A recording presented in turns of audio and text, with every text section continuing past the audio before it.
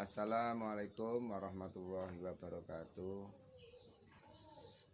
Rekan sehat NAS Channel dimanapun Anda berada, saya minta maaf dalam beberapa hari ini ya, satu minggu lebih bahkan tidak sempat ya, belum sempat untuk membaca berita-berita tentang kesehatan, terkait kesehatan apapun itu, apakah itu pendidikan kesehatan, terkait kesehatan lingkungan, kemudian health safety, termasuk tentang kualitas hidup ya. Namun kemarin saya dikirimi teman, ada teman yang mengirimi tentang adanya Omikron di Indonesia. Ada dua teman yang mengirimi di WA group itu. Maka akan saya bacakan. Yang pertama ini adalah yang dilansir oleh sehatnegriku.kemenkes.government.id. Nah ini. Ya, nanti berikutnya saya akan bacakan lagi tautan yang lain. 16 Desember tahun 2021, varian Omikron terdeteksi di Indonesia. Nah ini saya kira berita yang bagus untuk kita ulas. Untuk apa? Untuk pencegahan ya. Menteri Kesehatan Budi Gunawan Sadikin mengumumkan temuan kasus pertama COVID-19 varian Omikron di Indonesia pada Kamis ya, 16 Desember. Kasus pertama Omikron ini terdeteksi pada seorang petugas kebersihan berinisial N yang bekerja di RSD Wisma Atlet Kemayoran. Kita bisa mereka-reka atau mengasumsikan bahwa seorang petugas kebersihan tentu tidak sedang atau pulang bepergian dari luar negeri, apakah itu Afrika atau Cina atau mana. Tentu kita bisa berasumsi bahwa petugas kebersihan ini dia tertular oleh orang yang berada di sekitarnya. Apakah itu berada di area RSDC Wisma Atlet Kemayoran atau di tempat lain ya, karena kita mengingat kita belum tahu hasil tracingnya dan trackingnya. Kementerian Kesehatan telah mendeteksi seorang pasien terkonfirmasi Omikron pada 15 Desember. Data-datanya sudah kita konfirmasikan ke Gisaid dan telah dikonfirmasi kembali dari Gisaid bahwa memang data ini data sequencing Omikron. Kata Menkes dalam keterangan pers perkembangan pandemi COVID-19. Coba kita teruskan.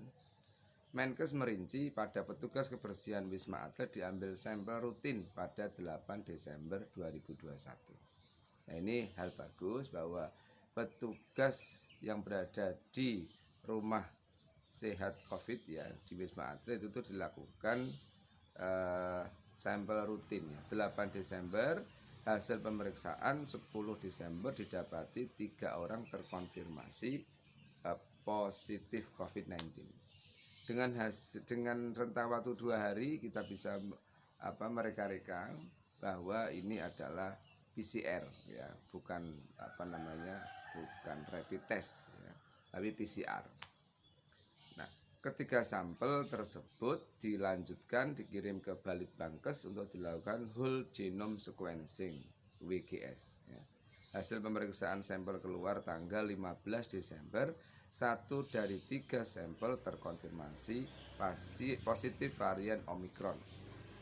Kira-kira rentangnya tanggal 10 dinyatakan positif, kemudian tanggal 15 dikatakan terkonfirmasi varian Omikron. Jadi kira-kira kalau dari tanggal terkonfirmasi PCR-nya itu 5 hari itu bisa ditentukan bahwa ini Omikron atau bukan. Ada 3 petugas kebersihan di RSDC Wisma Atlet yang positif PCR-nya, tapi yang terkonfirmasi positif Omikron adalah 1 orang. Seluruhnya kini telah menjalani karantina di Wisma Atlet. Ketiga dalam kondisi sehat, tanpa gejala, tanpa batuk, dan tanpa demam. Dari hasil pemeriksaan PCR-nya juga hasilnya negatif. Rekan sehat NAS Channel dimanapun Anda berada, kita patut bersyukur bahwa ketiganya termasuk satu di antara yang terkonfirmasi Omikron itu tanpa gejala ya, tanpa batuk dan tanpa demam serta sudah dikarantina. Semoga bagi yang kontak dengannya sudah merasa aman karena yang bersangkutan sudah dikarantina, artinya tidak akan menyebar ke siapapun termasuk keluarga. Semoga keluarga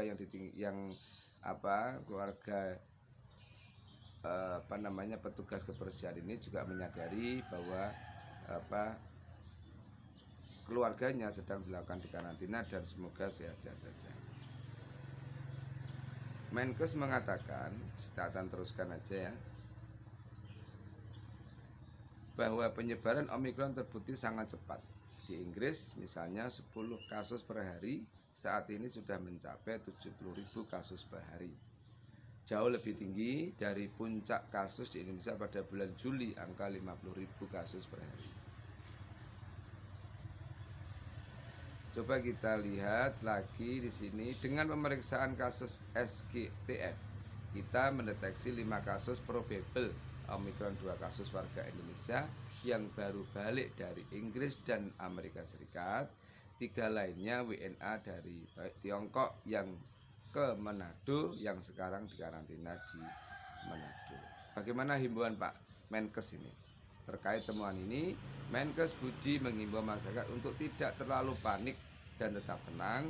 Yang terpenting segera melakukan vaksinasi COVID-19, terutama untuk kelompok rentan dan lansia, serta tidak perlu bepergian ke luar negeri jika tidak mendesak.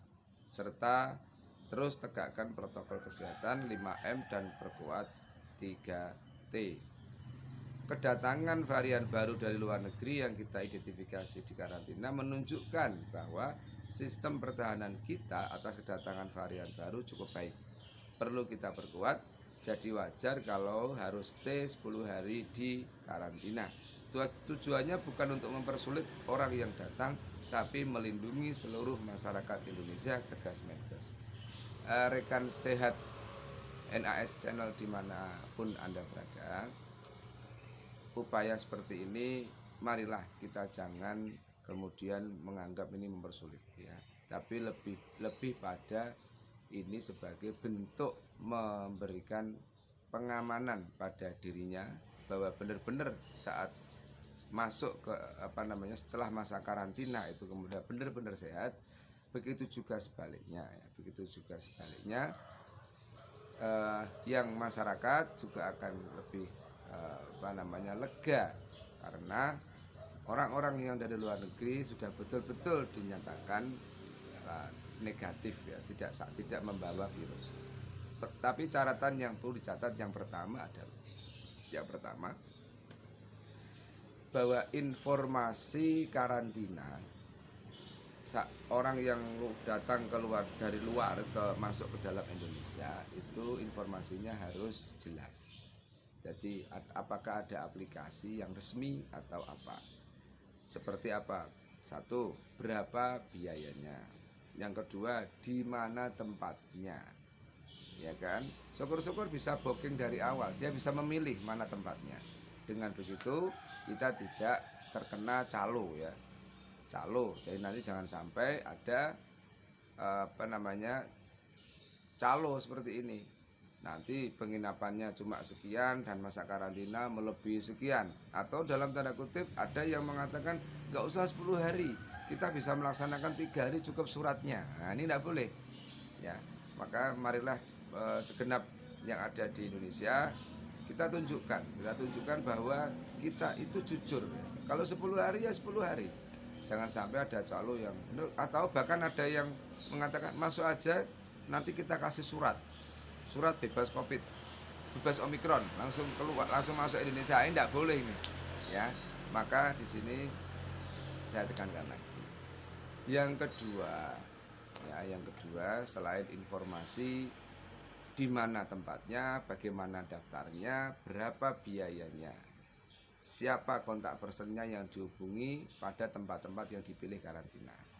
Yang kedua adalah kita memastikan juga prosedurnya, ya prosedur, sehingga kita bisa benar-benar memblok. Tadi bahasanya Pak Menkes, ya Pak Budi, adalah pertahanan kita, sistem pertahanan, bahwa kalaulah sudah ketemu sumbernya dari luar, maka yang dari luar harus dipertahankan, tidak masuk. Maka yang di dalam harus dipastikan jujur, bebas calo, dan lain sebagainya.